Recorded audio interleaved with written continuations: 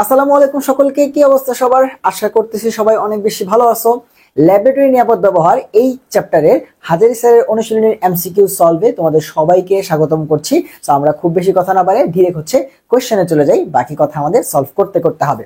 So আমাদের প্রথম কোশ্চেনটা দেখো, যে আমাদের প্রথম কোশ্চেন আমাদেরকে বলতেছে যে ল্যাবরেটরিতে নিজের যে নিরাপত্তা বা সেফটির জন্য তুমি আলটিমেটলি কোন জিনিসটা নিলে সেটা ভুল হবে, মানে কোনটা নেওয়া তোমার উচিত হবে না। আচ্ছা, অ্যাপ্রন পরা, অ্যাপ্রন ছাড়া তোমার তো ল্যাবে ঢুকতেই দিবে না। নিরাপদ চশমা পকেটে থাকা, এটা দেখলেই তো তোমার টিচার তোমার ধরে আইসেই পেটানো শুরু করবে যে কিরে তুই ল্যাবে আসছিস কিন্তু তুই নিরাপদ চশমা বা সেফটি গগলস পকেটে রেখে দিছিস, এটা কি ফ্যাশন শো? না। সো এই কাজটা কিন্তু করা যাবে না। First time CQ. চলো, কেমিস্ট্রি ল্যাবে শ্বাস প্রশ্বাস। আচ্ছা দেখো তো ভাইয়া, শ্বাস প্রশ্বাস, এখানে আমাদের যখন আমরা শ্বাস প্রশ্বাস নেই সেখানে কি হয়? বাতাসে যদি ল্যাবে কোনো বিষাক্ত জিনিস ছড়ায় যায় তাহলে সেটা নাক মুখ দিয়ে ঢুকতে পারে। এই জিনিসটা ছাড়া শ্বাস প্রশ্বাস আর অন্য কোনো ভাবে কিন্তু আমার দেহে ক্ষতি করতে পারতেছে না, তাই তো? তাইলে আমাদের এটা থেকে বাঁচার জন্য কোনটা ব্যবহার করতে হবে? অবশ্যই মাস্ক ব্যবহার করতে হবে। লেখছি কি দেখছো? মাচ্চো, মাচ্চো না, এটা হবে মাস্ক। আমার টাইপার কিন্তু অনেক কিউট, বুঝছো? এটা হবে মাস্ক, অর্থাৎ আমাদেরকে মাস্ক ব্যবহার করতে হবে যেন আমাদের তোমার নাক আর মুখ দিয়ে যেই বাতাসে বিষাক্ত জিনিস আছে সেটা ভিতরে না যেতে পারে এবং আমাদের শ্বাস প্রশ্বাস শ্বাসনালী তোমার হচ্ছে এসবের সমস্যা না করতে পারে। চলো এরপরে কোশ্চেন। হ্যাঁ, কেমিস্ট্রি ল্যাবে কখন নিরাপত্তা চশমা আমাকে ব্যবহার করতে হবে? এই কোশ্চেনটা অলরেডি মেডিকেলে আসছে। এই কোশ্চেনটা অলরেডি মেডিকেলে আসছে। কি বলতেছে যে কখন আমরা নিরাপত্তা চশমা বা সেফটি গগলস ব্যবহার করব? সো দেখো, যখন আমাদের চোখের ক্ষতি করতে পারবে এমন কোনো গ্যাস, বিষাক্ত গ্যাস থাকবে, সেটা থেকে বাঁচার জন্য আমাদেরকে সেফটি গগলস পরতে হবে, ঠিক আছে? এন্ড চোখের তোমার ক্ষতি করে এরকম বস্তু তোমার বেশিরভাগ সময় কি হয়? উদ্দায়ী হয়। উদ্দায়ী মানে কি? মানে যাদেরকে তোমার হিট দিলে খুব সহজে গ্যাস হয়ে যায়, যেসব কঠিন বা তরল পদার্থকে হিট দিলে সেগুলা দ্রুত গ্যাসে পরিণত হয়, যাদের স্বভাবটা ভালো গ্যাসে পরিণত হওয়ার, তাদেরকে আমরা তত বেশি উদ্দায়ী বলি। সো এই উদ্দায়ীটা বা ভোলাটিলিটির ধর্ম যাদের আছে, এসব জিনিস থেকে সেফটি পাইতে হইলে আমাদেরকে এই তোমার নিরাপত্তা চশমা ব্যবহার করতে হয়। সো এই জিনিসটা মনে রাখবা যে আমাদের রাসায়নিক পদার্থ উদ্দায়ী হলে আমাদেরকে কি করতে হবে? তোমার সেফটি গগলস ব্যবহার করতে হবে। আর এই কোশ্চেনটা মেডিকেলে কিন্তু অলরেডি আসছে। চলো এরপরে কোশ্চেন। পলভঙ্গি ব্যালেন্সের জন্য নিচের কোনটি প্রযোজ্য নয়? আচ্ছা ভাইয়া, পলভঙ্গি ব্যালেন্সে বেসিক্যালি তিনটা জিনিস থাকে। পলভঙ্গি ব্যালেন্সে বেসিক্যালি তিনটা জিনিস থাকে। প্রথমত পয়েন্টার থাকে, যে পয়েন্টার তোমাকে দিক নির্দেশনা দিবে যে আলটিমেটলি কত গ্রাম বা কত মিলিগ্রাম তুমি মেজার করতেছো। ভাইয়া, রাইডার যেটা আছে, আমাদের রাইডার হচ্ছে বাহক। ওই রাইডার ধ্রুবককে আমরা হচ্ছে চেঞ্জ করে করে হিসাবটাকে পরিবর্তন করতে পারি। ভাইয়া, আমাদের যেই প্লেটটার ওপর রেখে তুমি হচ্ছে জিনিসগুলোকে মেজার করবা সেটাকে আমরা বলি হচ্ছে অ্যাগেট প্লেট। বাট এই যে টেয়ার যেটা আছে, এই টেয়ার কিন্তু বলভঙ্গি ব্যালেন্সে ব্যবহার করা হয় না। টেয়ার বলভঙ্গি ব্যালেন্সে ব্যবহার করা হয় না। এখন এই ব্যালেন্স রিলেটেড কোয়েশ্চেন সলভ করার আগে একটু আমি তোমাকে বলে রাখি, যদি কখনো 2 ডিজিট ব্যালেন্স থেকে কোয়েশ্চেন আসে, দেখো যদি কখনো 2 ডিজিট ব্যালেন্স থেকে কোয়েশ্চেন আসে, তুমি মনে রাখবা যে এইটা দশমিকের পরে তোমার 2 ঘর পর্যন্ত তোমার হচ্ছে এত গ্রাম মাপতে পারে। আর যদি 4 ডিজিট ব্যালেন্স বলে কখনো যে ভাইয়া 4 ডিজিট ব্যালেন্স কতটুকু মাপতে পারে, তাহলে সেইটা দশমিকের পরে তোমার 4 ঘর পর্যন্ত গ্রামে হিসাব করতে পারে। সো 2 ডিজিট এন্ড 4 ডিজিট ব্যালেন্সের পরিমাপ ক্ষমতা থেকে কিন্তু মাঝে মধ্যে কোশ্চেন আসে। মনে রাখবা 2 ডিজিট হলে দশমিকের পর 2 ডিজিট এত গ্রাম, আর 4 ডিজিট হলে দশমিকের পরে 4টা ডিজিট পর্যন্ত মাপতে পারবে। আর একটা জিনিস ভাই, পলভঙ্গি ব্যালেন্স দশমিকের পরে 4 ডিজিট পর্যন্ত মাপতে পারে। পলভঙ্গি ব্যালেন্স দশমিকের পরে 4 ডিজিট পর্যন্ত মাপতে পারে, 4 ডিজিট পর্যন্ত মাপতে পারে। মনে রেখো, এসব কোশ্চেন কিন্তু আসবে। এরপর আসো ভাইয়া, ব্যালেন্স থেকে আরেকটা জিনিস লাগবে, সেটা হচ্ছে রাইডার ধ্রুবক থেকে দুটা কোশ্চেন আসবে। রাইডার ধ্রুবক থেকে জাস্ট একদম স্পেসিফিক কোশ্চেন গুলো আসবে যে ভাই যদি আমরা রাইডার হিসেবে 5 মিলিগ্রাম ব্যবহার করি তাহলে রাইডার ধ্রুবক কত, আর যদি 10 মিলিগ্রাম ব্যবহার করি তাহলে রাইডার ধ্রুবক কত। হ্যাঁ দেখো, 5 মিলিগ্রাম রাইডার ব্যবহার করলে রাইডার ধ্রুবক কত, এন্ড 10 মিলিগ্রাম রাইডার ব্যবহার করলে রাইডার ধ্রুবক কত।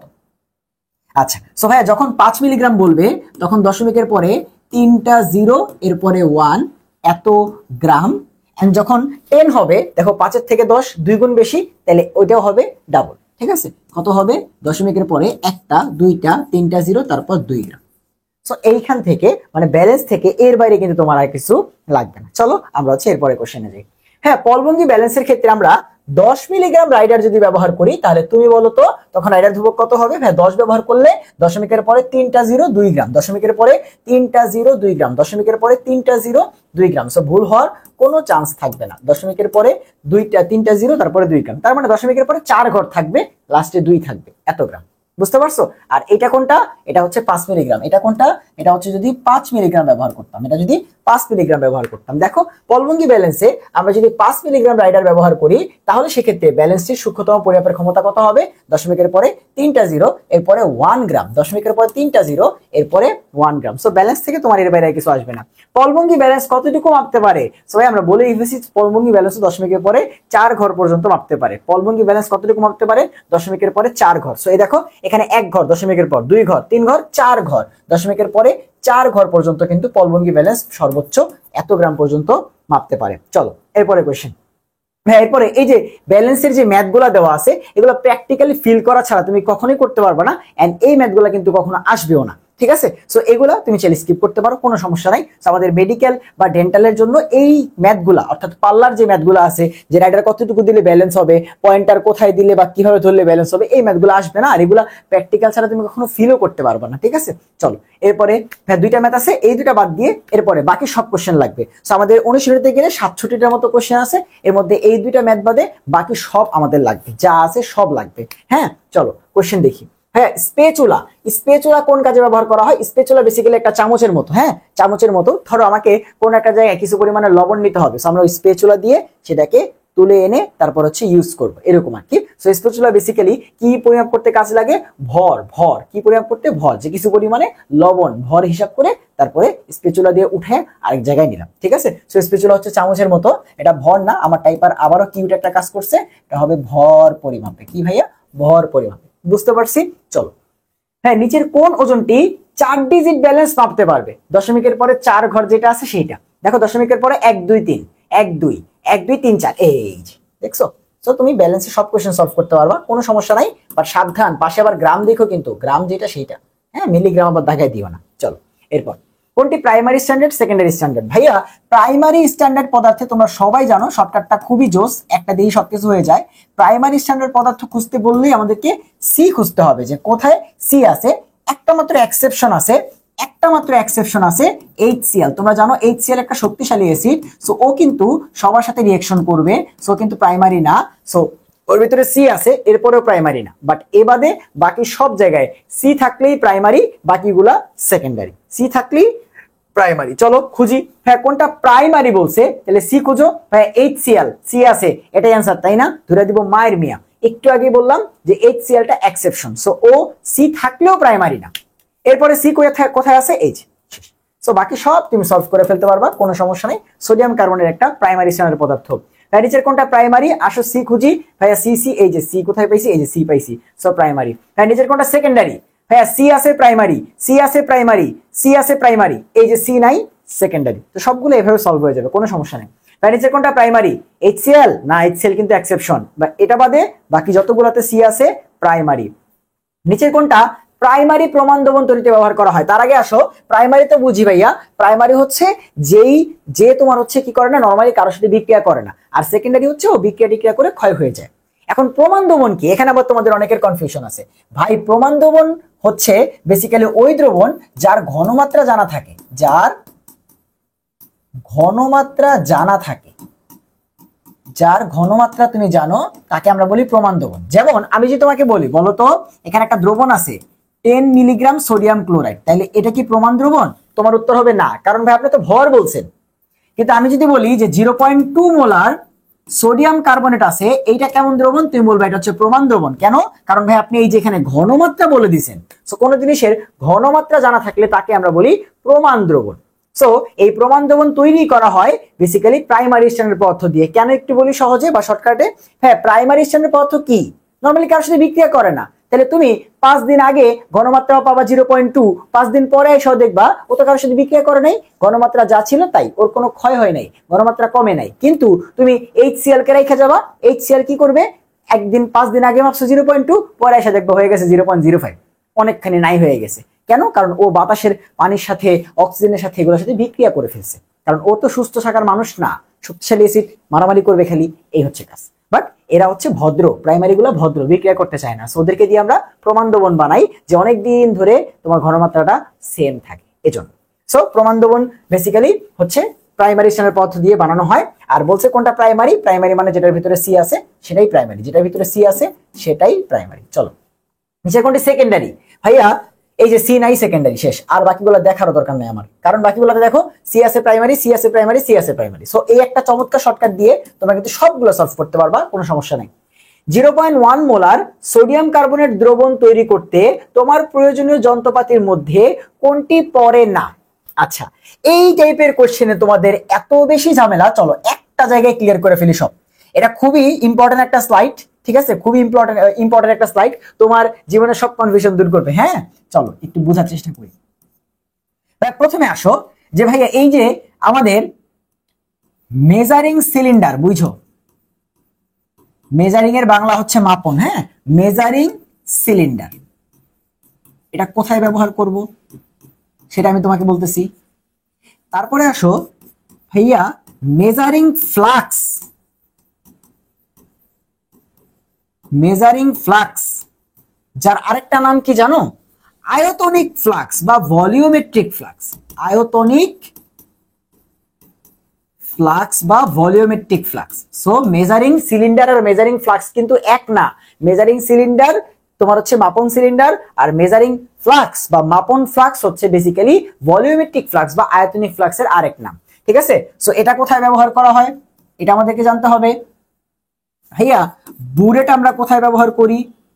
বুরেট। তারপরে পিপেট আমরা কোথায় ব্যবহার করি? এই চারটা দিয়েই তোমার কিন্তু জ্বালাবে, হ্যাঁ এই চারটা দিয়ে তোমার কিন্তু জ্বালাবে। আচ্ছা প্রথমে আসা হচ্ছে ভাইয়া মেজারিং সিলিন্ডার যেটা আছে, মেজারিং সিলিন্ডার বেসিক্যালি আমরা যখন গাঢ় অ্যাসিড নিয়ে কাজ করি, গাঢ় অ্যাসিড গাঢ় ক্ষার অর্থাৎ এদেরকে নিয়ে যখন কাজ করি তখন আমাদেরকে মেজারিং সিলিন্ডার নিতে হয়, তখন আমাদেরকে মেজারিং সিলিন্ডারে ওদের হচ্ছে মাপটাকে নিতে হয়। সো যখন আমরা গাঢ় অ্যাসিডের তোমার হচ্ছে কোনো দ্রবণ বানাতে যাব তখন আমাদেরকে মেজারিং সিলিন্ডার নিয়ে কাজ করতে হবে। আমাদের নির্দিষ্ট ঘনমাত্রার কোন একটা প্রমাণ দ্রবণ যখন আমরা বানাতে যাব, একটু আগে বলছি প্রমাণ দ্রবণ কি, যার ঘনমাত্রা আমরা জানি। সো নির্দিষ্ট আয়তনের নির্দিষ্ট ঘনমাত্রার একটা প্রমাণ দ্রবণ যখন বানাতে যাব তখন আমাদের লাগবে মেজারিং ফ্লাক্স বা আয়তনিক ফ্লাক্স। এটা কখন লাগবে? নির্দিষ্ট আয়তনের প্রমাণ দ্রবণ, নির্দিষ্ট আয়তনের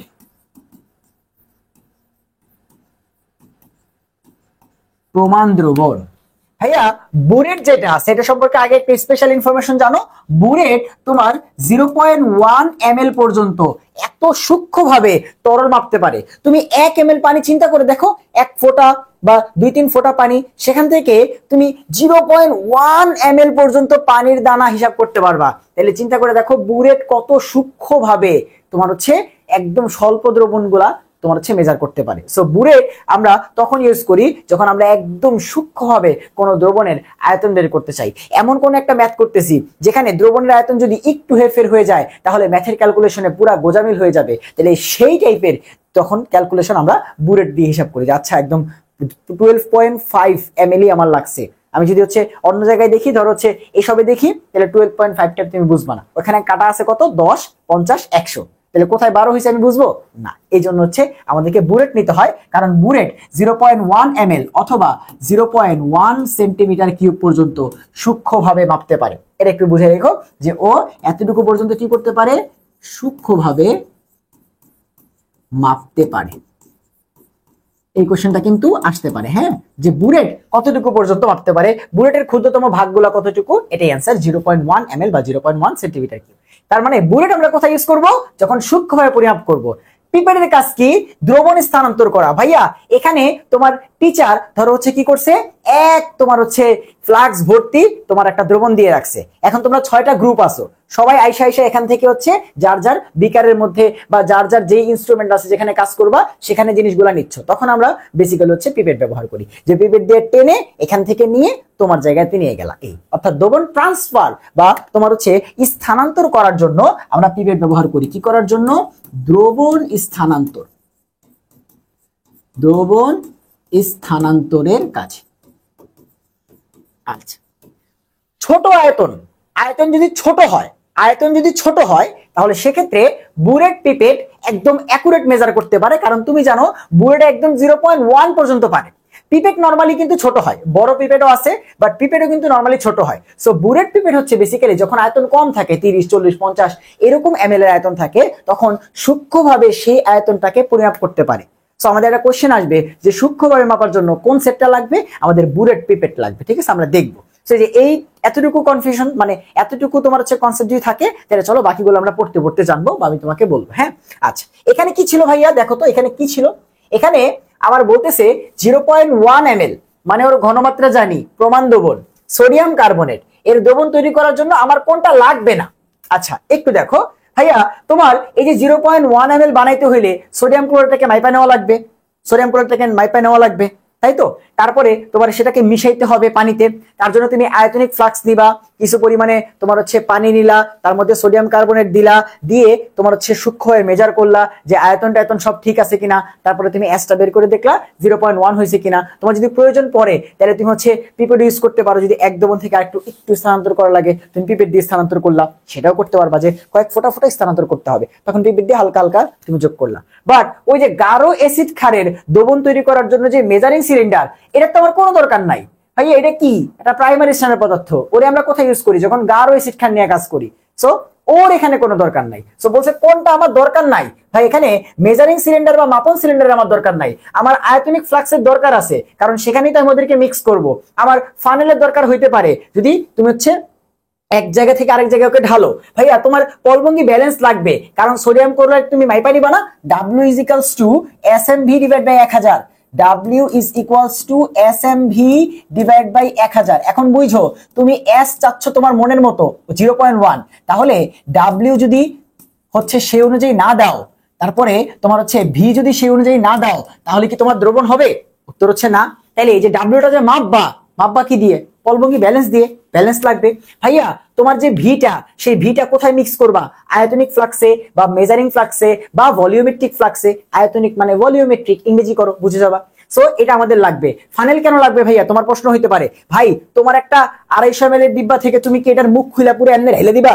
না, তুমি একটা ফানেল নিবা, আস্তে আস্তে ঢালবা, তাই না? সো ফানেল কি করবে? ওই যে আমরা যখন দোকানে যাই তখন তেল কি আমাদের পুরো ড্রাম থেকে বোতলের ভিতরে ঢেলে দেয় না, একটা ফানেল দিয়ে নেয়, তারপরে আস্তে আস্তে ঢালে 1 লিটার দেয়, বুঝছো? কিন্তু এটার কোনো দরকার আমার নাই। তোমাদের বুঝাই বললাম, তোমরা তো মুখস্থ করো, এগুলো জীবনে মুখস্থ করার জিনিস না ভাই। চলো, 250 ml 0.1 মোলার সোডিয়াম কার্বনেট দ্রবণ প্রস্তুত করতে কত গ্রাম এটা লাগবে? সো এই দেখো সবকিছু আছে, এবার তুমি তৈরি করবা। চলো তাহলে এবার কি দেওয়া আছে? ম্যাথ দেওয়া আছে যে ভাইয়া ভি নিলাম ধরেন 250, ভাইয়া এস হচ্ছে 0.1, ভাইয়া তাহলে ডাব্লিউ কত লাগবে? আমরা সবাই জানি W is equals to S M V divide by 1000। আমি এই ক্লাসগুলোতে কিন্তু তোমাদের হ্যান্ড ক্যালকুলেশন শিখাইতে আসিনি, আমি তোমাদের হ্যান্ড ক্যালকুলেশনের জন্য 3টা ক্লাস দিয়ে রাখছি, যেখানে কেমিস্ট্রি হাজারি স্যারের মেইন বইয়ের ম্যাথ, হাজারি স্যারের অনুশীলনীর ম্যাথ, যেগুলো তোমাদের লাগবে ভাইয়া, কিন্তু জানি তোমাদের কোনটা লাগবে কোনটা লাগবে না। এন্ড আরেকটা জিনিস, বিগত বছরের মেডিকেল এবং ভার্সিটিতে তোমাদের লেভেলে আসা যেসব কোশ্চেনগুলো, যেগুলো তোমাদের আসা সম্ভব, সেসব কোশ্চেন ভাইয়া সলভ করে দিছি। সো এই 3টা ক্লাসের বাইরে হ্যান্ড ক্যালকুলেশনের কেমিস্ট্রিতে, মেডিকেল, ডেন্টাল, এগুলো কিন্তু কিছুই লাগবে না, এবং ম্যাক্সিমাম ভার্সিটিও কিন্তু হয়ে যাবে। ভার্সিটি কোশ্চেনও কিন্তু আমি সলভ করাই দিছি। সো চলো কিভাবে করব? এস দেওয়া আছে 0.1, আমি 0.1 লিখবো না, আমি 1/10 লিখবো। তুমি কি রাগ করবা? ভাই 1/10 মানে তো 0.1, তুমি রাগ করো না, হ্যাঁ? আচ্ছা, এরপরে এম, সোডিয়াম কার্বনেটের ভর হচ্ছে 106 আণবিক ভর, ইন্টু 250 ডিভাইড বাই 1000। হ্যাঁ, আচ্ছা, তাহলে একটা কাজ করতে পারি, এই শূন্য দিয়ে এই শূন্যকে কাটতে পারি, এন্ড 25 দিয়ে এখানে হচ্ছে 100তে 4 বার, আর একটা শূন্য 40 বার, 40 দিয়ে 106 কে আমাকে ভাগ করতে হবে, তাই তো? তাহলে চলো ভাগ করি, এটা মনে খুব কঠিন বিষয় না। 40 দিয়ে 106 কে ভাগ করতে হবে, সরি, বা এটা চিন্তা করা যায় এমনি, দেখো 40 দুইবার হইলে 80, আর 2 এর থেকে একটু বেশি, হ্যাঁ, তাহলে যে 2 পয়েন্ট সামথিং, ম্যাথ করা লাগে না তো। 26 তো হবে না, 10 ও হবে না, 2 এর কমও তো হবে না, সো 2 পয়েন্ট সামথিং, 2.65 এটাই আসবে, বোঝাই যায় অপশন দেখে। হ্যাঁ, সো সব ম্যাথ কিন্তু করাও লাগে না। আয়তনিক flux, volumetric flux, measuring flux কি কাজে ব্যবহার করা হয়? তুমি আমারে বলো যে ভাই নির্দিষ্ট আয়তনের প্রমাণ দ্রবণ তৈরি করার জন্য আমার মেজারিং ফ্লাক্স বা আয়তনিক ফ্লাক্স লাগবে, তাহলে এখানে মূল দ্রবণ তৈরি করার জন্য, গুণগত বিশ্লেষণে প্রমাণ দ্রবণ তৈরি করার জন্য, বুঝতে পারছো? তো তোমার এখান থেকেই সবকিছু কমন চলে আসবে, ঠিক আছে? চলো, ভলিওমেট্রিক ফ্লাক্সের ব্যবহার কি? ভলিউমেট্রিক ফ্লাক্সের ব্যবহার কি? এই যে আমাদের আয়তনিক ফ্লাক্স বা মাপন ফ্লাক্স, এটার কাজ কি? আমাদের তরলের আয়তন পরিমাপ করা, তরলের ঘনমাত্রা পরিমাপ করা, নির্দিষ্ট আয়তনের দ্রবণ তৈরি করা। চলো চলো চলো চলো এখানে যাই। কি লিখছি? নির্দিষ্ট আয়তনের প্রমাণ দ্রবণ তৈরি করা। বুঝতে পারছো?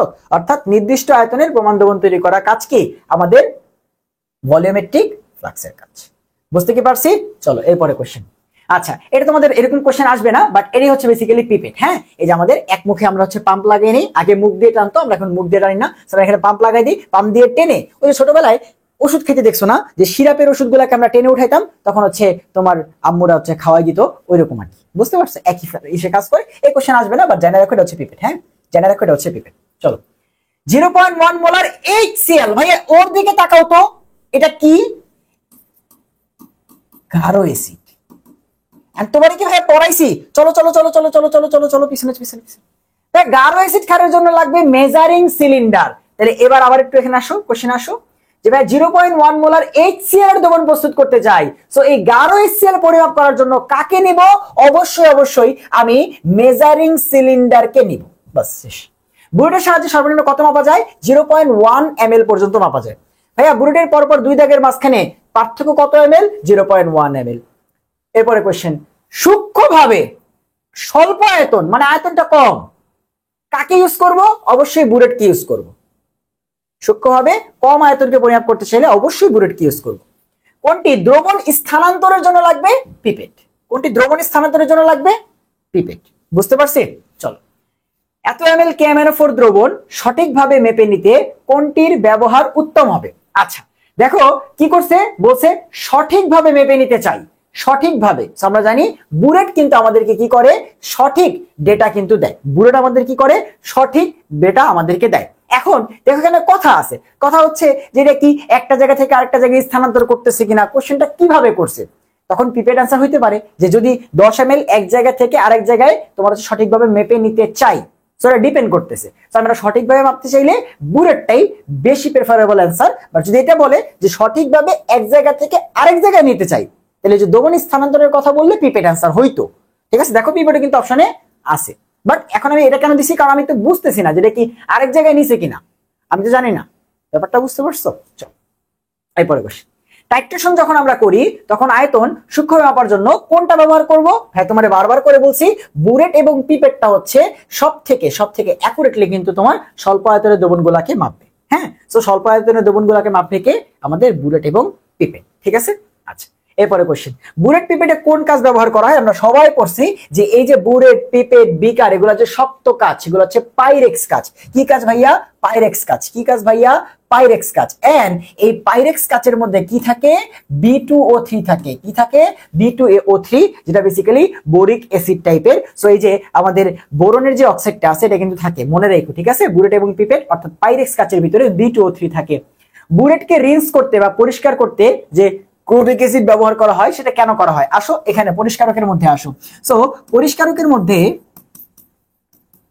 আমি জানি তোমার ওই বুলেট পিপেট পাপো সিলিন্ডার এগুলো নিয়ে অনেক কনফিউশন ছিল, ক্লিয়ার করে দিছি না? চলো পরিষ্কারক নিয়ে একটু জানি। সো এই চ্যাপ্টারটা খুবই মজার একটা চ্যাপ্টার, এগুলো যারা প্র্যাকটিক্যালি পড়ছো বা আমরা যারা এখন বুয়েটে গিয়ে এগুলো নিয়ে কাজ করি, আমাদের এগুলো ফিল আমার চোখে ভাসতেছে সবকিছু, আমি এগুলো বুঝতেছি। পরিষ্কারকের ভিতরে তোমার কোশ্চেন সব থেকে বেশি আসবে হচ্ছে ক্রোমিক অ্যাসিড থেকে, কারণ এইটা সব থেকে উত্তম পরিষ্কারক, সর্বোত্তম পরিষ্কারক হচ্ছে ক্রোমিক অ্যাসিড। এন্ড ক্রোমিক অ্যাসিডের সংকেত থেকেও কোশ্চেন আসে, ক্রোমিক অ্যাসিডের ব্যবহারটা থেকেও কোশ্চেন আসে যে ক্রোমিক অ্যাসিড কিভাবে কাজ করে। এন্ড ক্রোমিক অ্যাসিডের যে স্পেশালিটি যে ও সর্বোত্তম পরিষ্কারক, তিনটেই আসে। সো ক্রোমিক অ্যাসিড কি? ক্রোমিক অ্যাসিড সর্বোত্তম পরিষ্কারক। পরীক্ষাতে হুবহু দিয়ে দিবে যে ক্রোমিক অ্যাসিড সর্বোত্তম পরিষ্কারক। হ্যাঁ, ক্রোমিক অ্যাসিড কি? ক্রোমিক অ্যাসিড হচ্ছে তোমার জারণের মাধ্যমে কি করে? বেসিক্যালি জার্মান অক্সিজেন তৈরি করে জারণের মাধ্যমে পরিষ্কার কাজটা করে। এন্ড ক্রোমিক অ্যাসিড কি দ্বারা তৈরি? আমাদের পটাশিয়াম ডাইক্রোমেট K2Cr2O7 এর সাথে গাঢ় সালফিউরিক অ্যাসিডের মিশ্রণ। গাঢ় সালফিউরিক অ্যাসিড, অবশ্যই সালফিউরিক অ্যাসিডের আগে গাঢ় কথাটা কিন্তু থাকতে হবে। ঠিক আছে, তবে অনেক সময় হচ্ছে সব অপশন পড়ো না, K2Cr2O7 H2SO4 দিকে দাগায় দাও, কিন্তু আরেকটা অপশনে দেওয়া ছিল K2Cr2O7 প্লাস গাঢ় সালফিউরিক অ্যাসিড, ওটা লাগবে আমাদের। ঠিক আছে, আর যদি গাঢ় কথাটা কোনো অপশনে না থাকে তাহলে এই দুটো থাকলেই সেটা হবে অ্যান্সার। ঠিক আছে, আচ্ছা আরেকটা সম্পর্কে জানো, সেটা হচ্ছে ডিটারজেন্ট বেকন 90। ডিটারজেন্ট, এই ডিজার্টেন্ট লিখে ফেলছি, ডিটারজেন্ট ডেকন 90, এটা সম্পর্কে তোমার যেটা জানতে হবে, এটা একটা পরিবেশ বান্ধব তোমার হচ্ছে ডিটারজেন্ট। এটা কি? এটা হচ্ছে পরিবেশ বান্ধব, অর্থাৎ পরিবেশের কোনো ক্ষতি করে না। সো পরিবেশ বান্ধব একটা ডিটারজেন্ট, পরিবেশ বান্ধব। Secondly biodegradable, biodegradable. সো তোমরা সবাই জানো বায়োডিগ্রেডেবল মানে যেটাকে পুনরায় বারবার করে তোমার হচ্ছে কি করা যায়, ব্যবহার করা যায়। ঠিক আছে, সো ডিটারজেন্ট ডেকন 90 থেকে বুঝতে হবে এটা ভালো একটা তোমার হচ্ছে ডিটারজেন্ট হিসেবে কাজ করে, পরিবেশ বান্ধব এবং বায়োডিগ্রেডেবল। বাট কাঁচ পরিষ্কারের সর্বোত্তম কাজটা করে হচ্ছে আমাদের ক্রোমিক অ্যাসিড। বোঝা গেল? আচ্ছা, এছাড়াও কিন্তু আমরা চাইলে কি ব্যবহার করতে পারি, এছাড়াও আমরা চাইলে হচ্ছে 10% সোডিয়াম কার্বনেটে তোমার হচ্ছে ভিজায় রেখেও চাইলে এটাকে ধুইতে পারি। ঠিক আছে, সো এই তিনটা আমাদের কাঁচ পরিষ্কারকের কথাবার্তা কিন্তু বলা আছে। হ্যাঁ, ঠিক আছে, তার আমাদের বলছে ক্রোমিক অ্যাসিড কেন ব্যবহার করা হয়, কারণ এটা কিন্তু কি করে, ওই যে জারণ করে, অর্থাৎ শক্তিশালী জারক হিসেবে কাজ করে। কি করে? শক্তিশালী জারক হিসেবে কাজ করে। এরপর আসো, ল্যাবরেটরিতে কাজ যন্ত্রের সর্বোত্তম পরিষ্কারক। তোমার সব পড়ানো শেষ, তুমি খালি দেখবে অ্যান্সার দিবা ক্রোমিক অ্যাসিড। কে ভাইয়া? Chromic acid. এরপরে কোশ্চেন, ল্যাবরেটরিতে কাজ যন্ত্রপাতি থেকে পদার্থ ধুয়ে ফেলতে কোনটা ব্যবহার করতে হয়? দেখো ক্রোমিক অ্যাসিডের সংকেত দেওয়া আছে। বাট এবার দেখো সালফিউরিক অ্যাসিডের আগে কোনো গাঢ় কথাবার্তা নাই, তাহলে এটাই H2SO4 K2Cr2O7। চলো এরপরে কোশ্চেন, ক্রোমিক অ্যাসিড দ্বারা কাজ যন্ত্র পরিষ্কার করতে এটা কোন বিক্রিয়া ঘটায়? অবশ্যই জারণ বিক্রিয়া ঘটায়, অবশ্যই জারণ বিক্রিয়া ঘটায়। বুনসেন বার্নারের অর্জ শিখা। আচ্ছা, ফার্স্টে বুনসেন বার্নার একটু পড়াই আনি, তারপরে তুমি দেখবা অ্যান্সার দিবা। হ্যাঁ, ধর এটা হচ্ছে একটা বার্নার, মানে মোমের শিখায় চিন্তা করো আর কি। সো বুনসেন বার্নার থেকে বেসিক্যালি তো আগুনই তৈরি হয়। আর এই চিত্র রাখলাম না, একটা মোমই আঁকলাম। সো শিখাটার উপরের যে পার্টটা থাকে সেই পার্টটা হয় তোমার হচ্ছে অন্তস্থ নীল বিজারণ মণ্ডল, মানে এখানে বেসিক্যালি বিজারণ হয় এন্ড এটার কালারটা হয় নীল, এখানের হিটটা বেশি থাকে। তুমি দেখবা তোমার যে মোমবাতির আগুন, সেই আগুনের উপরে হাত রাখলে বেশি লাগে। আমরা ছোটবেলায় দুষ্টামি করে মোমবাতির আগুনের ভিতর দিয়ে হাত নাড়াচাড়া করতাম, তাই না? মনে আছে? লাগতো না বেশিক্ষণ, বাট কয়েক সেকেন্ড একটু উপরে রেখো তো, একদম সবার শিখার আগায় একদম মাথায় একটু হাতটা রেখো তো, দেখো হাতের অবস্থা কি হয়। সো এখানে হিটটা বেশি থাকে। সো উপরের যে পার্টটা সেটা হচ্ছে নীল কালারের আগুন থাকে এন্ড সেটা অন্তস্থ। মাঝখানের আগুনটা হলুদ থাকে না? হ্যাঁ, এই যে এখানে কি থাকে, এখানে কি থাকে, এখানে বেসিক্যালি থাকে হচ্ছে জারণ মণ্ডল। এন্ড এটা কি কালার হয়? হলুদ। এন্ড এটা তাপমাত্রা কম থাকে, কত? 300 ডিগ্রি সেলসিয়াসের মতো টেম্পারেচার এখানে থাকে। আর এটা কত থাকে দেখবা, এটা সর্বোচ্চ 1570 ডিগ্রি সেলসিয়াস পর্যন্ত থাকতে পারে। তো একটা শিখার পরিচয় হচ্ছে এটা। এখন যেখানে হিট বেশি সেখানে কার্বন গুলা ভালো মতো পুড়ে মানে হচ্ছে সবগুলা কার্বন কার্বন ডাই অক্সাইডে পরিণত হয়। তাই এখানে কোনো কালি তুমি পাবা না। পাতিলের নিচে রান্না করলে কালি পড়ে না। কেন কালি পড়ে জানো? কারণ এই যে যখন আমরা এই হলুদ আগুনে রান্না করি তখন কালো পড়ে, কারণ বেশি তাপমাত্রা না, কার্বন গুলা ভালো মতো পড়ে না। তাই সেখানে কি হয়, তোমার হচ্ছে কার্বন গুঁড়াগুলা পাতিল বা তোমার হচ্ছে ইসের নিচে কালি পড়ে। তো এখানে কালি পড়ে কোথায়? এই যে এখানে কালি পড়ে, এখানে কালি পড়ে। বাট এখানে যেহেতু ভালো মতো পড়ে তাই এখানে কোনো কালি পড়ে না। উপরে লিখি যে এখানে কোনো কালি পড়ে না। ঠিক আছে, সো এই যে এইটা হচ্ছে আমাদের জারণ মণ্ডলের কথাবার্তা, এটা হচ্ছে আমাদের বিজারণ মণ্ডলের কথাবার্তা। হ্যাঁ, আর আরেকটা জিনিস আছে, স্পিরিট ল্যাম্প আমরা বলি, ছোট্ট স্পিরিট ল্যাম্প, এই টাইপের আগুনের দিয়াশলাইয়ের মতো, হারিকেনের মতো। সো আমরা এই স্পিরিট ল্যাম্প ব্যবহার করি, বৈচিত্র্য দেওয়া আছে দেখতে পারো। সো এই স্পিরিট ল্যাম্প সম্পর্কে তোমার দুইটা ইনফরমেশন জানতে হবে। যে ভাই যে এখানে স্পিরিট বলতেছেন, এই স্পিরিট তো কোথায় কোথায় যেন শুনছি। হ্যাঁ, শুনছো, এইখানে জ্বালানি হিসেবে আমরা মেথিলেটেড স্পিরিট ব্যবহার করি। কি ব্যবহার করি ভাইয়া? জ্বালানি হিসেবে মেথিলেটেড যে একটা বললেই হয়, হ্যাঁ, মেথিলেটেড স্পিরিট ব্যবহার করি। এই জন্য এটার নাম হচ্ছে স্পিরিট ল্যাম্প। মেথিলেটেড স্পিরিট কি? মেথিলেটেড স্পিরিট হচ্ছে basically 95% rectified spirit, 95% rectified spirit plus 5% methanol. ওই সামান্য মিথানল যুক্ত হওয়ার কারণে রেকটিফাইড স্পিরিটের নাম আমরা বলি মেথিলেটেড স্পিরিট, যে সামান্য মিথানল যুক্ত করা হয়েছে। তাহলে সেখানে কোশ্চেন আসে ভাইয়া, মিথানলকে চিনি, মেথিলেটেড স্পিরিটও বুঝলাম যে 95% রেকটিফাইড স্পিরিট আর 5% মিথানল। তো রেকটিফাইড স্পিরিট জিনিসটা আবার কি? সো রেকটিফাইড স্পিরিট জিনিসটা আবার হচ্ছে 96.4%, সরি 95.4%, ওয়েট, 95.4% ইথানল প্লাস 4.4% পানি। এটাকে আমরা বলি হচ্ছে রেকটিফাইড স্পিরিট। এটাকে আমরা কি বলি? এটাকে আমরা বলি হচ্ছে ভাইয়া রেকটিফাইড স্পিরিট। আর 95% সেই রেকটিফাইড স্পিরিট, আর 5% মিথানলকে বলি মেথিলেটেড স্পিরিট। শেষ। এই হচ্ছে আমাদের, দেখবা এই পার্ট থেকে যা কোশ্চেন আসে সেটা। তো বলতেছে বুনসেন বার্নারের অনুজ্জ্বল শিখা যেটা, যেখানে তোমার হচ্ছে এই যে অনুজ্জ্বল, দেখো নীল আলো বেশি উজ্জ্বল না হলুদ আলো বেশি উজ্জ্বল? হলুদের আলোর উজ্জ্বল বেশি না? তো বলছে অনুজ্জ্বল শিখার যে জারণ মণ্ডল, এটা দেখেও চিনতে পারো যে ভাইয়া এই যে আমাদের এখানে কি হয়, এখানে কি হয় তোমার হচ্ছে এই ভাই তো এখানে উল্টা লিখছি, এটা অন্তস্তক, এটা বাহিরের দিকে, এটা হচ্ছে অন্তস্থ। হ্যাঁ সবই উল্টা পাল্টা লেখা রাখছি। এটা তো বাহিরের, আগুনের বাহিরের পাটটা নীল থাকে তাই না? এটা হচ্ছে বহিস্থ তোমার হচ্ছে নীল জারণ মণ্ডল, ঠিক আছে? আর এটা হচ্ছে অন্তস্থ বিজারণ মণ্ডল। ভিতরের দিকে থাকে না, মাঝে থাকে, এটা হচ্ছে অন্তস্থ বিজারণ মণ্ডল।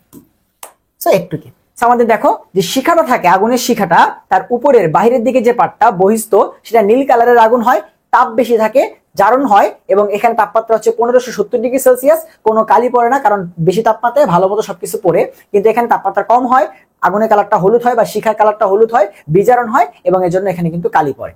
আর স্পিরিট ল্যাম্প আর মেথিলেটেড স্পিরিট সম্পর্কে আশা করি বুঝতে পারছো। চলো এবার তাই আমাদের বলতেছে অনুজ্জ্বল যে শিখাটা আছে, এই যে নীল কালার, সেখানে জারণ মণ্ডলের সর্বোচ্চ তাপমাত্রা কত হইতে পারে? 1570°C পর্যন্ত হইতে পারে। আর 300 কোথায় হইতে পারে? ওই যে তোমার হচ্ছে অন্তস্থ বিজারণ মণ্ডল যেটা আছে সেখানে।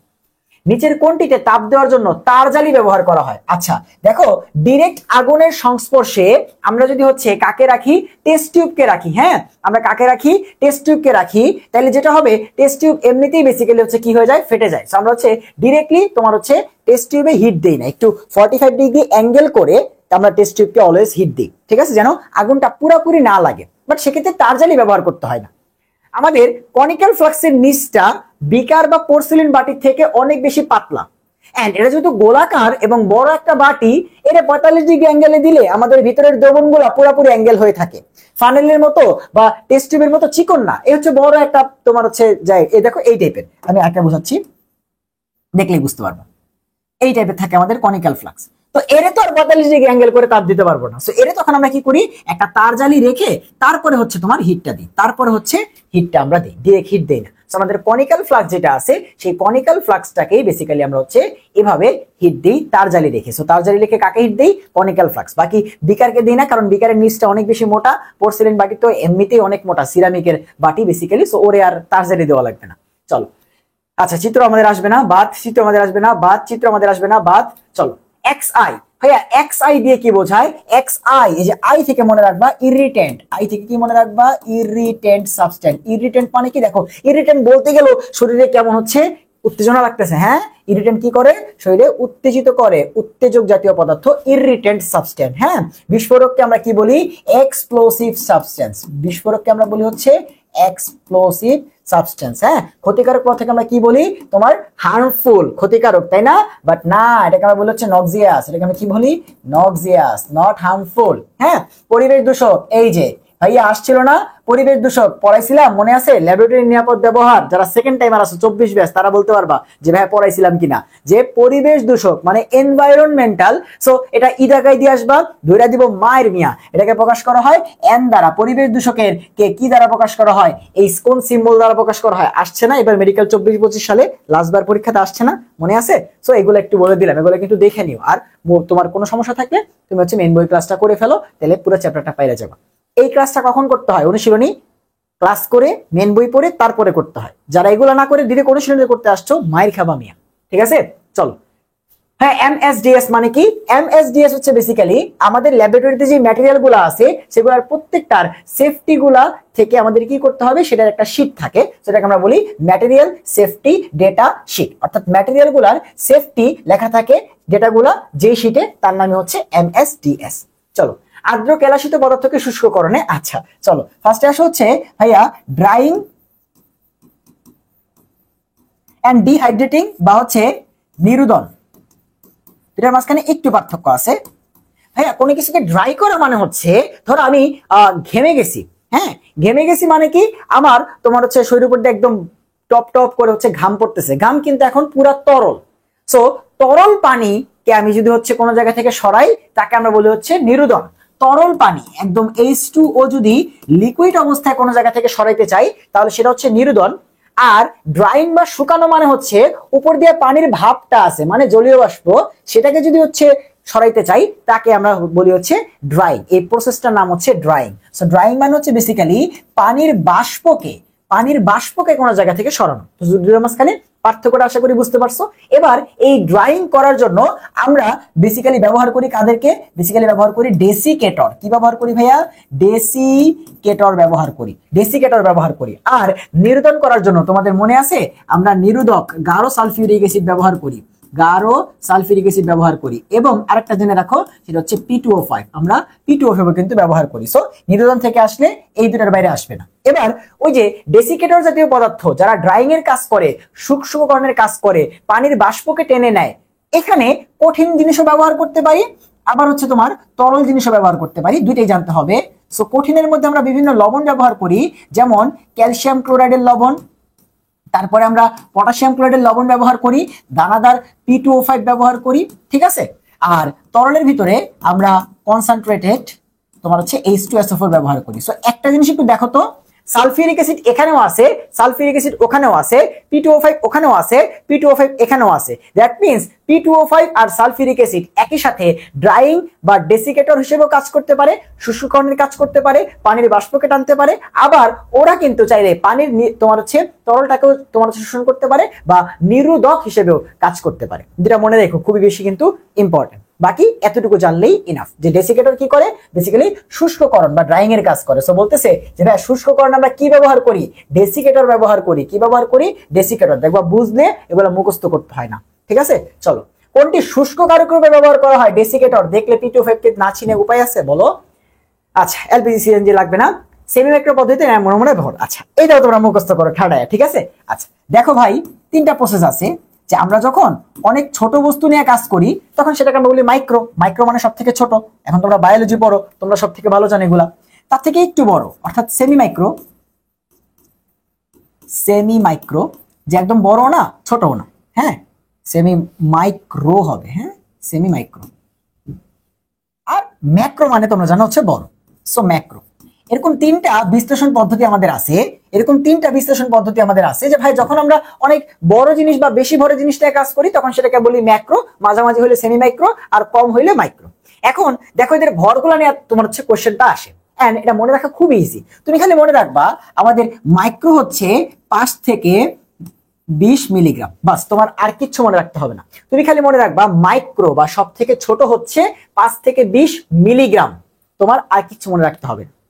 সেমি মাইক্রো হবে এটা থেকে 10 গুণ বেশি, অর্থাৎ 5 থেকে 10 গুণ করো 50, 20 থেকে 10 গুণ করো 200, অর্থাৎ এটা হবে 50 থেকে 200 মিলিগ্রাম।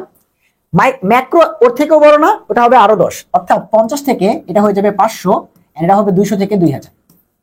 হ্যাঁ, মুখস্থ করা লাগে না, অথবা মুখস্থ করলেও অনেক টেকনিক আছে যেগুলা হ্যাঁ শিখাই দিব, ঠিক আছে।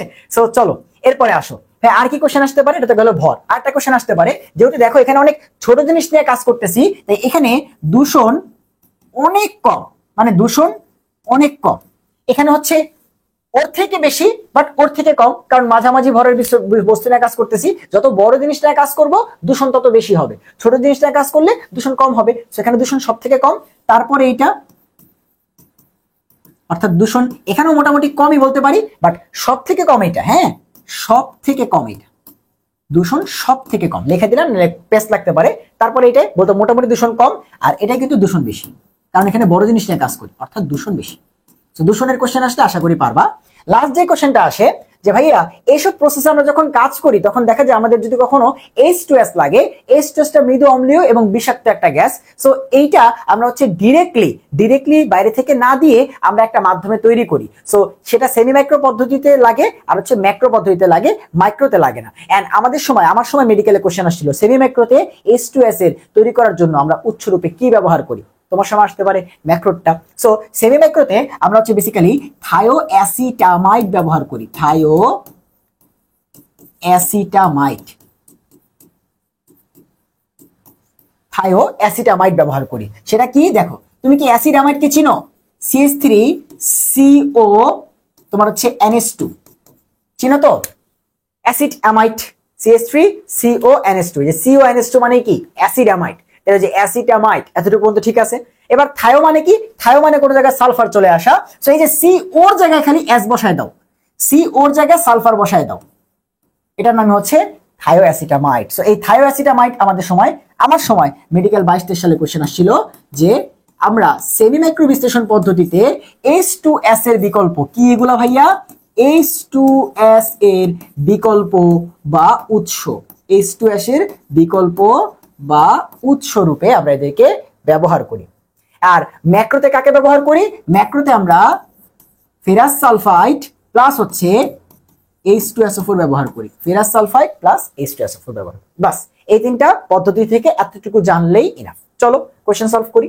ভাইয়া বলছে সেমি মাইক্রোতে এই যে এটাতে ব্যবহৃত নমুনার ক্ষেত্রে গ্রহণযোগ্য ভর কোনটা, 50 থেকে 200 মধ্যে যেটা সেটাই অ্যান্সার। 50 থেকে 200, 250 তো 200 বেশি, 260 200 বেশি, 40 50 থেকে কম, 60 হচ্ছে 50 থেকে 200 মাঝে। বুঝতে পারছো? চলো মাইক্রো বিশ্লেষণ পদ্ধতিতে একদম সব থেকে ছোটতে নমুনার স্যাম্পলের পরিমাণ কত, আমরা কিন্তু জানি, এটাই তোমার মুখস্থ করতে বলছিলাম, 5 থেকে 20 মিলিগ্রাম। হ্যাঁ, সো এই যে 5 মিলিগ্রাম তো অপশনে আছে, দেখো 5 মিলিগ্রাম অপশনে আছে। হ্যাঁ, চলো সেমি মাইক্রো পদ্ধতিতে H2S গ্যাস সরাসরি ব্যবহার না করে কোনটা ব্যবহার করতে হবে, অবশ্যই থায়োঅ্যাসিটামাইড CH3CSNH2, যা CONH2 এর জায়গায় CSNH2 হয়ে যাবে, ঠিক আছে, থায়োঅ্যাসিটামাইড ব্যবহার করা হয়। ব্যবহারিক ক্ষেত্রে বিষাক্ত বেনজিনের বিকল্প রূপে, আচ্ছা কোনটার বিকল্প কি ব্যবহার করা হয়, দেখো ভাইয়া বেনজিন এবং জাইলিন, আমাদের সময় একটা কোশ্চেন আসছিল এই জায়গা থেকে, বেনজিন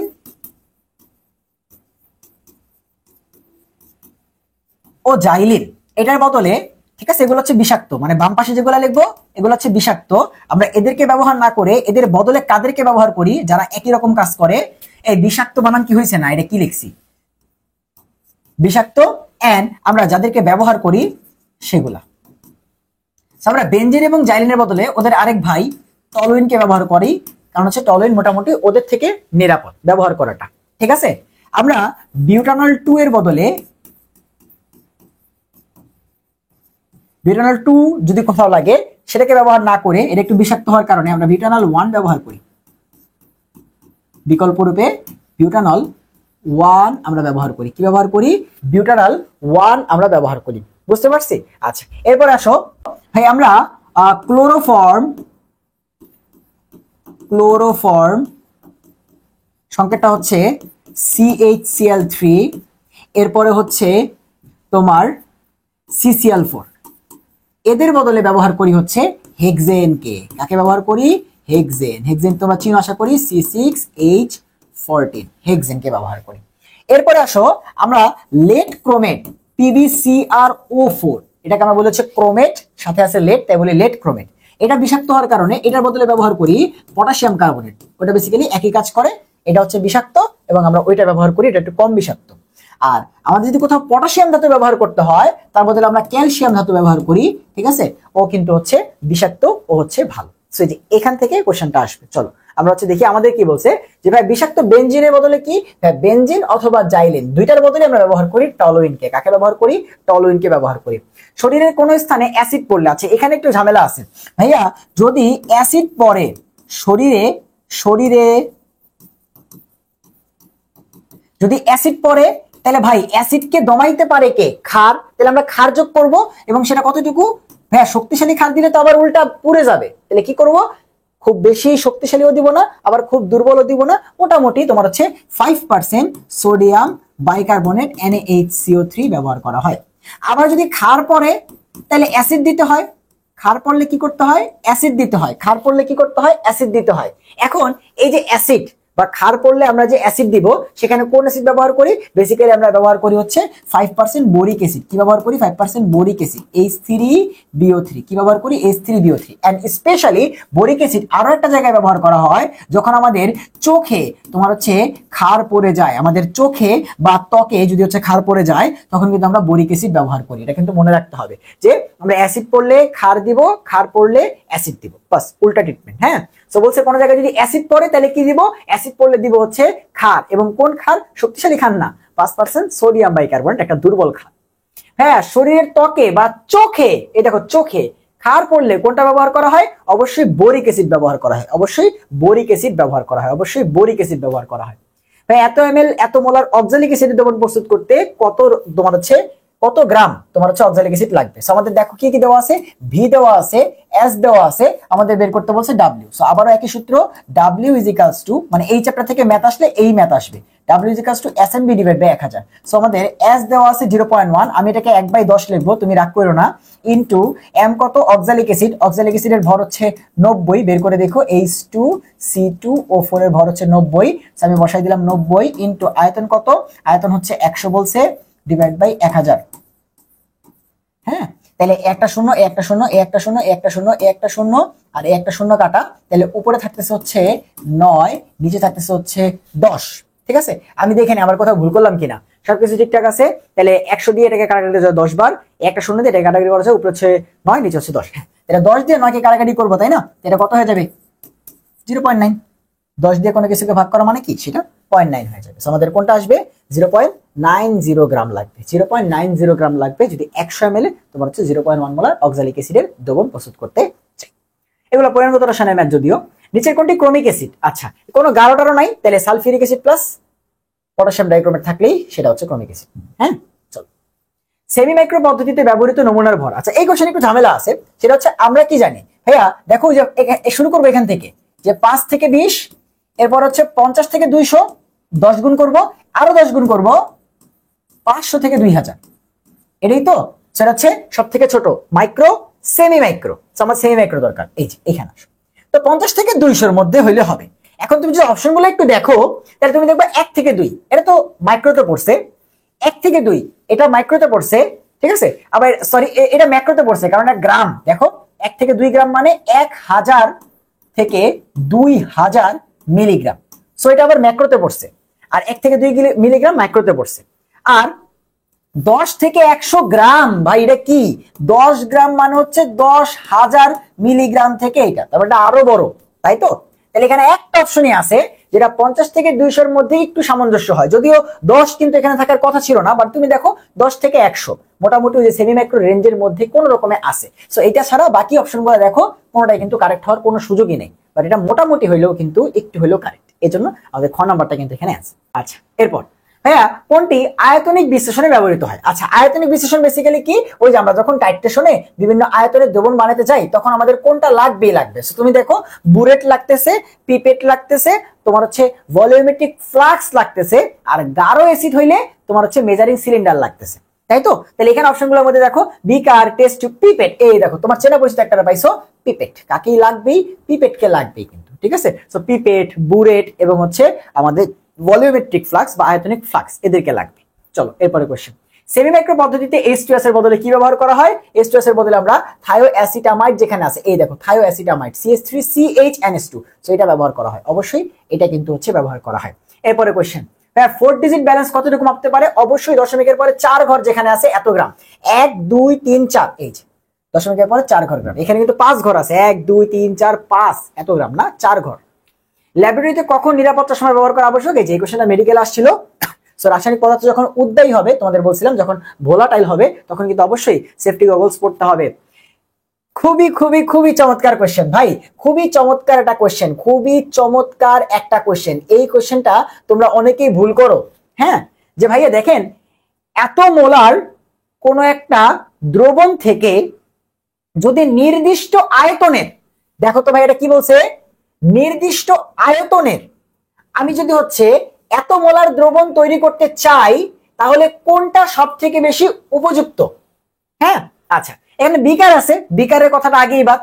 পিপেট এবং ভলিউমেট্রিক ফ্লাক্স কবির স্যার না কার বইতে দেওয়া আছে। মেজারিং সিলিন্ডার এবং আয়তনিক ফ্লাক্স দেওয়া আছে হচ্ছে হাজারি স্যারের বইতে। বুরেট এবং বিকার এটা অপশন থেকে বাদ, কারণ বিকার যে দুটো আছে সে দুটো বাদ। অপশনে খ উত্তর দেওয়া আছে এক স্যারের বইতে, আবার গ উত্তর দেওয়া আছে আরেক স্যারের বইতে। এখন কোনটা এখানে অ্যান্সার হবে, কোনটা এখানে অ্যান্সার হবে? এখন একটু দেখো ভাইয়া, এখানে কিন্তু নির্দিষ্ট আয়তনের কথাটা আছে, এন্ড আমরা জানি যে নির্দিষ্ট আয়তন যখন থাকে তখন আমরা ভলিউমেট্রিক ফ্লাক্স ব্যবহার করি, তখন আমরা ভলিউমেট্রিক ফ্লাক্স ব্যবহার করি। এখন ঝামেলাটাই এখানে যে এইটা কি টাইপের দ্রবণ সেটা বলে নাই। এটা কি গাঢ় অ্যাসিড ক্ষার? তাহলে আমরা মেজারিং সিলিন্ডার দিব, আর অন্য নরমালি দ্রবণের ক্ষেত্রে পিপেট দিব। সেখানে কিন্তু তোমার ক্লিয়ার করা নাই যে কোনটা, এজন্যই কনফিউশন হয়েছে। কোন স্যার এটাকে ধর হচ্ছে গারো অ্যাসিড ধরছে, হাজারি স্যারের বইতে দেওয়া আছে মেজারিং সিলিন্ডার এবং আয়তনিক ফ্লাক্স। আমরা যারা মেডিকেল এবং ডেন্টালে পড়ি তোমরা জানো যে যদি হাজারি স্যারের বই থেকে কোশ্চেন নেওয়া হয় তাহলে আমরা অ্যাপ্রক্সিমেটলি ধরে নেই যে আমাদের এটাই তারা হচ্ছে অ্যান্সার হিসেবে কাউন্ট করবে, তারা অত যাচাই বাছাই করতে যাবে না এটা কি বলছে না বলছে। সো আমাদেরকে তখন এটা ধরতে হবে যে আলটিমেট একটা গারো অ্যাসিড হয়েছে, নাইলে তো মেজারিং সিলিন্ডার লাগতো না। ঠিক আছে, তো আমরা গ নাম্বার পড়বো, বাট এটাও কিন্তু হইতে পারতো। ঠিক আছে, কারণ এখানে তো ক্লিয়ার করে বলা নাই। আশা করি তোমাদের এই কনফিউশনটা ক্লিয়ার হয়েছে যে ভাই এই কোশ্চেনটার উত্তর দুই বইতে দুই রকম কেন। ঠিক আছে, আচ্ছা এরপরে ভাই নিচের কোন সেটটি তরল পদার্থের সঠিক আয়তন? ভাইয়া তোমাকে যখনই বলতেছি সঠিক আয়তনের কথা তখন কিন্তু বুলেট পিপেট অ্যান্সার হবে, তখন কিন্তু বুলেট এবং পিপেট অ্যান্সার হবে। অপশনের নাম বলে গ্র। দেখছো অবস্থা? নিচের অক্সাইড গুলোর মধ্যে কোনটি পাইরেক্স কাচে ব্যবহার করা হয়? তোমার বলছিলাম মনে রেখো পাইরেক্স কাচে B2O3 বা বোরনের অক্সাইড ব্যবহার করা হয়, তাই না? আচ্ছা এরপরে কোশ্চেন, নিচের কোন পদার্থ কাচের পাত্রকে ক্ষয় করে? খুব ইম্পর্টেন্ট, আমাদের HF যেটা আছে সেটা কাচের পাত্রকে ক্ষয় করে। এটা শুধুমাত্র একটা চ্যাপ্টারে পড়বা না, এটা তিনটা চ্যাপ্টারে পড়বা। ল্যাবরেটরি নিরাপদ ব্যবহার, কর্মমুখী রসায়ন এবং এবং এবং অর্থনৈতিক রসায়ন, তো এটা নিয়ে পুরোপুরি ডিটেইলস লেকচারে আছে। সো কাচকে ক্ষয় করে হচ্ছে HF। কাচের উপরে নকশাও করা হয়, কাচের উপরে নকশাও করা হয় HF দিয়ে। ঠিক আছে, HF দিয়ে। চলো এরপরে, হ্যাঁ নিচের কোনটি ক্ষয়কারী এবং বিষাক্ত? হ্যাঁ একই সাথে ক্ষয়কারী আবার বিষাক্ত, হ্যাঁ একই সাথে ক্ষয়কারী আবার বিষাক্ত। এখন এইখানে আবার এক ঝামেলা, যে ভাই আমাদের আর্সেনিক অক্সাইড যেটা আছে এটাও মোটামুটি হচ্ছে তোমার ক্ষয়কারী এবং বিষাক্ত। আমাদের পটাশিয়াম হাইড্রোক্সাইড যেটা আছে শক্তিশালী একটা ক্ষার, এটাও ক্ষয়কারী এবং বিষাক্ত, এখন কোনটা দিব ভাই তুমি আমারে বলো? পড়ছি না বিপদে? আমি কি পটাশিয়াম হাইড্রোক্সাইড দিব নাকি আমি আর্সেনিক অক্সাইড দিব? এখানে পড়ছি বিপদে। সো এই কোশ্চেনটা আসছিল হচ্ছে তোমার জাহাঙ্গীরনগর বিশ্ববিদ্যালয়, হ্যাঁ জেইউতে। এখন তারা অ্যান্সার দিছে হচ্ছে পটাশিয়াম হাইড্রোক্সাইড, তাই হাজারি স্যার কিন্তু পটাশিয়াম হাইড্রোক্সাইড দেওয়া আছে। বাট এই আর্সেনিক অক্সাইডটাও কিন্তু ক্ষয়কারী এবং বিষাক্ত। সো এখানে আলটিমেটলি দুইটা অ্যান্সার দেওয়া ছিল, বাট তার মধ্যে থেকে মোর কারেক্ট তারা পটাশিয়াম হাইড্রোক্সাইডকে ধরছে। এখন তুমি মেডিকেল বা ডেন্টালে পড়ো, স্যারের বই থেকে হুবহু কোশ্চেন আসে, তোমাকে দেখাইলাম যে তোমাদের বেলা এটা আসছে আমাদের বেলা এটা আসছে, একদম ওই চিন্তা হুবহু কোশ্চেন আসে। সো তোমার কিন্তু এভাবে করতে হবে, হ্যাঁ। সো তুমি পটাশিয়াম হাইড্রোক্সাইড দাগাই দিও, বাট অ্যান্সার কিন্তু ওইটাও হইতে পারত। বুনসেন বার্নারের শিখার উপরের যে অংশটা তার নাম কি ভাইয়া? নীল কালার এবং হচ্ছে বহিস্থ জারণ মন্ডল, তাপমাত্রা 1570°C এবং হচ্ছে কোনো শীষকালই থাকে না। সেটা কি? তোমার জারণ মন্ডল। কি ভাই? জারণ মন্ডল। কোন গ্যাসটি শ্বাসযন্ত্রে প্রদাহ সৃষ্টি করে? তোমরা সবাই জানো যে সালফার ডাইঅক্সাইড গ্যাসটা বেসিক্যালি আমাদের শ্বাসযন্ত্রে প্রদাহ সৃষ্টি করে। ঠিক আছে, এরপরে কোশ্চেন, নিচের কোনটাকে পোড়ানো যায় না? দ্রাহ্য মানে কোনটাকে পোড়ানো যায় না, হ্যাঁ ফ্লেমেবল না। আমাদের অক্সিজেন হচ্ছে বেসিক্যালি আমরা দহন বিক্রিয়াতে ইউজ করি, বাট অক্সিজেনকে কিন্তু দহন করা যায় না। অক্সিজেনকে কিন্তু কি করা যায় না? দহন করা যায় না। অক্সিজেনকে দহন করা যায় না বা পোড়ানো যায় না। নিচের কোনটি ক্যান্সার সৃষ্টি করতে পারে? এবছর মেডিকেলে আসা কোশ্চেন। ঠিক আছে, লাস্ট কোশ্চেন এবং হচ্ছে এবছর মেডিকেল 24-25 সালে আসা কোশ্চেন। যে কোনটা ক্যান্সার সৃষ্টি করতে পারে? একদম বইতে হুবহু দেওয়া আছে যে ফর্মালডিহাইড বা HCHO। আমরা জানি ফর্মালডিহাইডের 40% জলীয় দ্রবণকে, এটার 40% জলীয় দ্রবণকে আমরা ফরমালিন বলি। সো দীর্ঘদিন যাবত আমরা ফরমালিন যুক্ত খাবার বাঙালিরা খাইতে খাইতে কিন্তু আমাদের এখন কিন্তু ক্যান্সারের পরিমাণ ভালো পরিমাণে বেড়ে গেছে। আচ্ছা কোশ্চেন দেখে আরেকটা আছে, ও না সরি প্রতিবার আমি ভুলে যাই, হ্যাঁ গতবারও ভুলে গেছি এবারও ভুলে গেছি। তো সবাইকে থ্যাংক ইউ। আশা করি সবাই বুঝতে পারছো যে তোমাদের যে কনফিউশনটা ছিল এই চ্যাপ্টারে, যে ভাই এত এমএল নির্দিষ্ট দ্রবণ তৈরি করতে দেখি কখনো এই স্যার ওটা লিখছে, এই স্যার ওটা লিখছে, আমি যেভাবে পড়াইছি এর বাইরে কিন্তু তোমার কোনো কিছুই লাগবে না। ঠিক আছে, তো সবার সাথে দেখা হবে অন্য কোনো চ্যাপ্টারের অন্য কোনো ভিডিওতে। সবাই সে পর্যন্ত ভালো থাকো, সুস্থ থাকো, আল্লাহ হাফিজ।